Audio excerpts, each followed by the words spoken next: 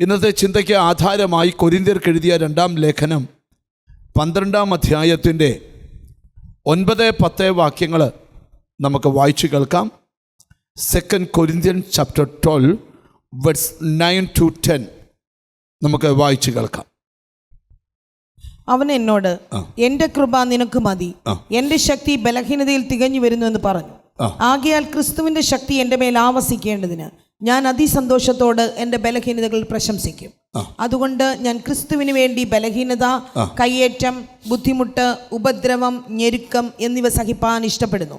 ബലഹീനനായിരിക്കുമ്പോൾ തന്നെ ഞാൻ ശക്തനാകുന്നു.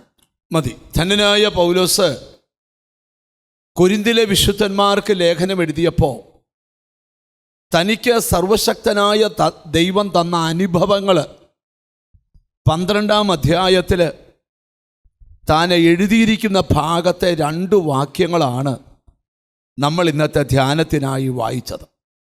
വേദപുസ്തകത്തിലെ ഈടുറ്റ വാക്യങ്ങളിൽ 2 വാക്യങ്ങളാണ് ഈ വാക്യങ്ങൾ. ഓരോ ദൈവമക്കളും തിരിച്ചറിയേണ്ട ആത്മീക സന്ദേശങ്ങൾ ഇതിനകത്തുണ്ട്. പൗലോസ് എന്ന മനുഷ്യൻ 3-ാം സ്വർഗം വരെ എടുക്കപ്പെട്ട ആത്മീക അനുഭവങ്ങളെക്കുറിച്ച് ഈ 12-ാം അധ്യായത്തിൽ വിവരിക്കുന്നുണ്ട്. നമുക്ക് ഈ ഭാഗത്തേക്ക് നമ്മുടെ ചിന്തകളെ കൊണ്ടുവരാം. അതിൻ്റെ 7-ാമത്തെ വാക്യം മുതൽ വെളിപ്പാടുകളുടെ ആധിക്യത്താൽ ഞാൻ അതിയായി നിഗളിച്ചു പോകാതിരിപ്പാൻ എനിക്ക് ജഡത്തിൽ ഒരു ശൂലം തന്നിരിക്കുന്നു. ഞാൻ പറയുകയാണ്, വെളിപ്പാടുകളുടെ ആധിക്യത്താൽ ഞാൻ നിഗളിച്ചു പോകാതിരിക്കേണ്ടതിന്. സ്തോത്രം. സാത്താൻ്റെ ഒരു ദൂതനെ കുത്താൻ ഏൽപ്പിച്ചേക്കാണെന്ന് അവിടെ വെളിപ്പെടുത്തുന്നത്. ഇപ്പം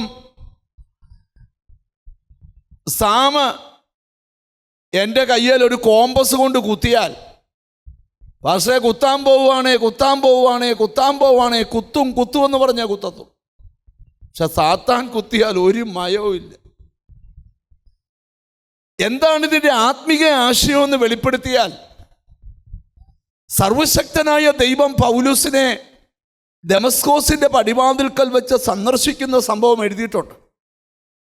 അവിടെ ദൈവ സന്ദർശനത്തിൽ വാഹനമൃഗത്തിൻ്റെ മുകളിൽ നിന്ന് പൗലോസ് താഴെ വീണപ്പോൾ പൗലോസിൻ്റെ തലയ്ക്ക് ക്ഷതമേറ്റെന്നും പൗലോസിൻ്റെ കണ്ണിൻ്റെ കാഴ്ചയ്ക്ക് പ്രശ്നമുണ്ടായെന്നും ഒക്കെയാണ് വേദപണ്ഡിതാക്കളുടെ നിഗമനം.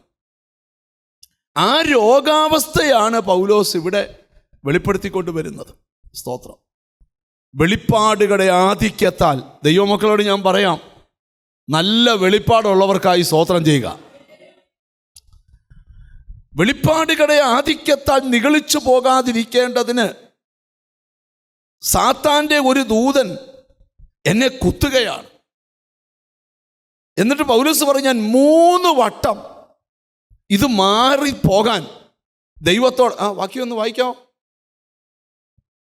അതെന്നെ വിട്ടു നീങ്ങേണ്ടതിന് ഞാൻ 3 വട്ടം കർത്താവിനോട് അപേക്ഷിച്ചു. 3 വട്ടം ഞാൻ പ്രാർത്ഥിച്ചു. എന്തുവാ? ഇത് എന്നെ ഒന്ന് വിട്ട് നീങ്ങേണ്ടത്. ഞാൻ തുടക്കത്തിലെ ഒരു കാര്യം പറയാം. പൗലോസ് തൻ്റെ കാര്യത്തിന് വിടുതൽ കിട്ടാൻ പ്രാർത്ഥിച്ചിട്ട് വിടുതൽ നടന്നില്ലെങ്കിലും താൻ പ്രാർത്ഥിച്ചപ്പോൾ ഒത്തിരി പേർ സൗഖ്യമായിട്ടുണ്ട്. അപ്പം നിങ്ങളുടെ ഒരു വിഷയത്തിന് വിടുതൽ ലേറ്റായി എന്ന് കരുതി നിങ്ങൾ പ്രാർത്ഥിച്ചാൽ ആർക്കും വിടുതൽ കിട്ടത്തില്ലെന്ന് ചിന്തിക്കരുത്. നിങ്ങൾക്ക് പ്രശ്നമുള്ളപ്പോഴും നിങ്ങൾ പ്രാർത്ഥിച്ചാൽ വിടുതലുകൾ കിട്ടും. സ്തോത്രം. പൗലോസ് 3 വട്ടം പ്രാർത്ഥിച്ചു ഇതൊന്ന് ഒഴിഞ്ഞു പോകാൻ. അപ്പം തുടക്കത്തിലേ പറയുക, ചില രോഗങ്ങൾ പ്രാർത്ഥിച്ചാൽ ചിലപ്പോൾ മാറിയില്ലെന്ന് വരും. സ്തോത്രമൊക്കെ പോയോ? ചിലത് പ്രാർത്ഥിച്ചാൽ അന്നേരം മാറിയെന്ന് വരും. പക്ഷേ പൗലോസിനോട് ദൈവം പറയുക, 3 വട്ടം പ്രാർത്ഥിച്ചിട്ടും രോഗം മാറാതിരുന്നപ്പോൾ പറയുക, രോഗം അവിടെ ഇരുന്നോട്ട്, എൻ്റെ കൃപ അതിൻ്റെ മേലുണ്ട്. നിന്റെ ചില പ്രശ്നങ്ങളുടെ മേൽ ഇന്ന് കൃപ ഇറങ്ങണം. നീ പ്രാർത്ഥിച്ചിട്ട് നിന്റെ രോഗം മാറാത്തത് നീ പാപിയായിട്ടല്ല, നിന്റെ രോഗത്തിന് മേലൊരു കൃപ ഇരിക്കാനാ. അവൻ എന്നോട്, എന്റെ കൃപ നിനക്ക് മതി, എന്റെ ശക്തി ബലഹീനതയിൽ തികഞ്ഞു വരുന്നു എന്ന് പറഞ്ഞു. ആകയാൽ ക്രിസ്തുവിന്റെ ശക്തി എന്റെ മേൽ ആവസിക്കേണ്ടതിന് ഞാൻ അതിസന്തോഷത്തോടെ എന്റെ ബലഹീനതകൾ പ്രശംസിക്കും. ഈ പൗലോസ് പറയുക, ഞാൻ എൻ്റെ ബലഹീനതകളിൽ പ്രശംസിക്കുന്നു എന്ന് പറഞ്ഞാൽ രോഗം വന്നതിനായി സ്തോത്രം. അതിൻ്റെ കാരണം എന്താ? ക്രിസ്തുവിൻ്റെ ശക്തി എൻ്റെ മേൽ ആവസിക്കാൻ ഇത് കാരണമായി. നിന്റെ ലൈഫിൻ്റെ ഏറ്റവും വലിയ വിജയം എന്നാണെന്നറിയാമോ? ക്രിസ്തുവിൻ്റെ ശക്തി നിന്റെ മേൽ ആവസിക്കുന്നതാ. സ്തോത്രം. നിന്നെ ഒത്തിരി പേര് തോപ്പിക്കുമെന്ന് പറഞ്ഞ് വെല്ലുവിളിച്ചിട്ടും അവർ തോറ്റു തുന്നം പാടിയതല്ലാതെ നീ തോക്കാത്ത എന്നാ നിന്റേതല്ലാത്ത ഒരു ക്രിസ്തുവിൻ്റെ ശക്തി നിന്റെ മേൽ ആവസിക്കുക.